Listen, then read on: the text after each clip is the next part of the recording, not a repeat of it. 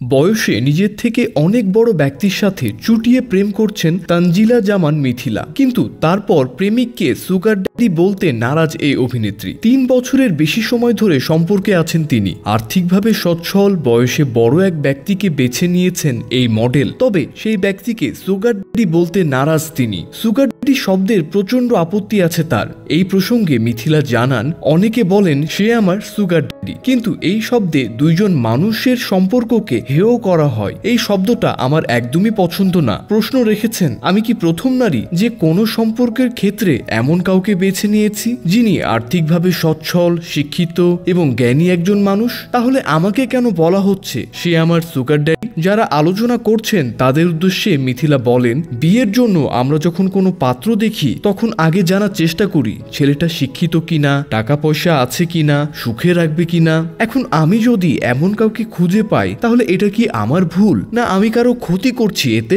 এতদিন মিথিলার source of income নিয়ে অনেক প্রশ্ন তুলতেন অনেকেই। এবার বিষয়টি নেটিজেনদের কাছে স্পষ্ট। কিছুদিন পর পর মিথিলা ছুটে যান দুবাই, থাইল্যান্ড, সুইজারল্যান্ড, ইতালি সহ ইউরোপের বিভিন্ন দেশে। বারবার দুবাই যাওয়া নিয়ে বেশ প্রশ্ন ওঠে ভক্ত মহলে। আলোচনা সমালোচনা হয় তার ভ্রমণ নিয়েও। শোনা যায় জাতীয় ক্রিকেট দলের অধিনায়ক সাকিব আল হাসানের সঙ্গেও প্রেমের সম্পর্ক ছিল তার। বেশ কিছু ঘনিষ্ঠ ছবিও ভাইরাল হয়েছিল তাদের। 5 বছরের নাকি প্রেমের সম্পর্ক ছিল তাদের। এক সাক্ষাৎকারে সাকিবের সঙ্গে সম্পর্কের বিষয়টি স্বীকার করেন মিথিলা। তিনি বলেন, অনেক বছর আগে আমাদের সম্পর্ক ছিল, কিন্তু এখন সাবেক প্রেমিকাকে নিয়ে কথা বলতে চান না মিথিলা। এর কারণ হিসেবে তিনি জানান, সবার একটা ব্যক্তিগত জীবন আছে। সম্পর্ক ছিল কিন্তু সে এখন বিয়ে করেছে, সংসার আছে। বাংলাদেশের এই মডেল অভিনয় করে এসেছেন বলিউডের একটি সিনেমায়। তার অভিষেক হয়েছে বলিউডের মতো বড় একটি ফিল্ম ইন্ডাস্ট্রিতে। কিন্তু প্রথমেই বলিউডে কিভাবে কাজের সুযোগ পেলেন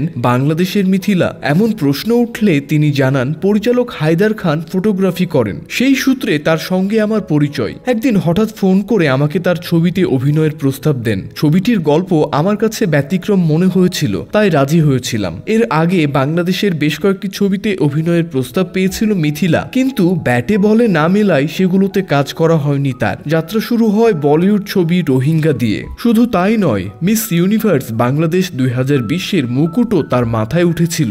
দর্শক, আজ এ পর্যন্তই। পরবর্তীতে দেখা হবে নতুন সব তথ্য নিয়ে। ততক্ষণ পর্যন্ত ভালো থাকুন, সুস্থ থাকুন। ধন্যবাদ।